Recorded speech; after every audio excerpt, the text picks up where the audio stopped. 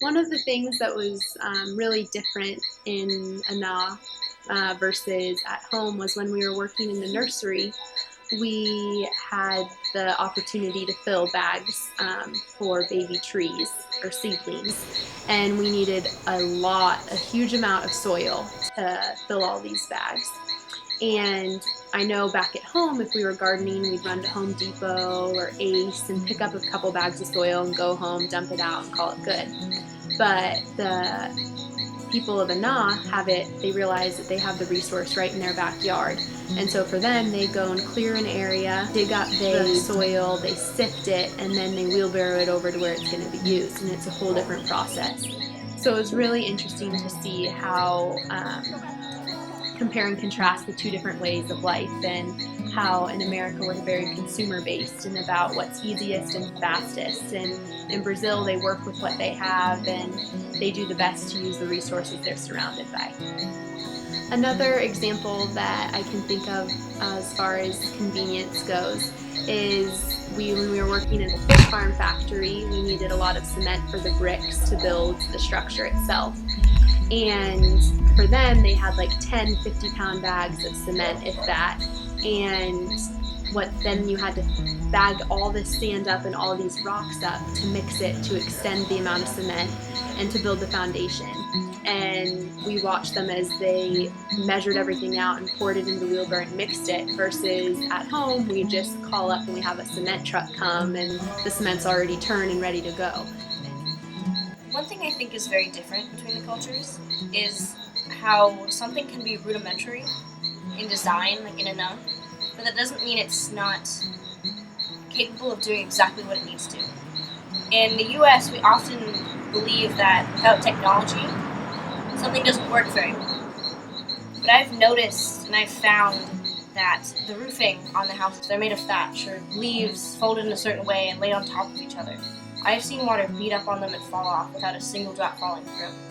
And I thought, how could that work? It's just leaves. It didn't make sense to me because it's essentially palm fronds laying on top of each other. There are lots of holes in between each standard frond. But even down to the tools, they would order the head of an axe and then use the trunk of a tree, a small one, as the handle for it, and be able to make a very strong axe for it. And if it broke, they'd get another tree for it. And it was extremely resourceful, far more than us saying, let's go to the store and buy a shovel. They take a 2-liter bottle, cut it in half, you got 2 shovels right there. The ability to understand their resources around them, like every part of the forest, the berries, the honey from the bees that they have, everything is incredible. Because you wouldn't think of that in the States, or I never did. So what amazed me by the community in Anah is their resourcefulness with kind of their environment around them, specifically the plants. When we went to the nursery, the first thing that I noticed as they kind of toured all the plants and told us the uses and whatnot is that there was just an insane amount of things that these people would use these plants for, whether it was edible consumption, medical purposes, infrastructure. They build boats with some of the lumber used for these plants. Whereas we kind of back in the States and in Western kind of civilizations in general, we'll go to a store and we'll buy the lumber and then maybe we'll get it made by someone, or if we have the capability, we can make it. So with them, it's what can I take, what can I get from my environment?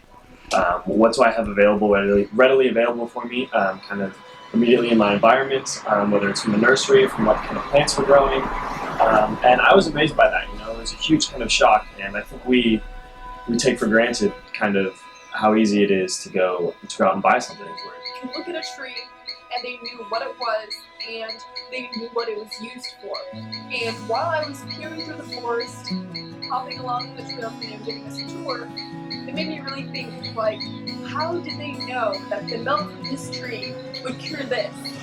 And it's just years and years of this oral tradition and this oral knowledge that really fascinated me. And some of the things that they used their natural resources for was the honey. They use it as a natural antibiotic, and they use it for allergies. Also, the tree milk, they use it for clearing the lungs and mucus.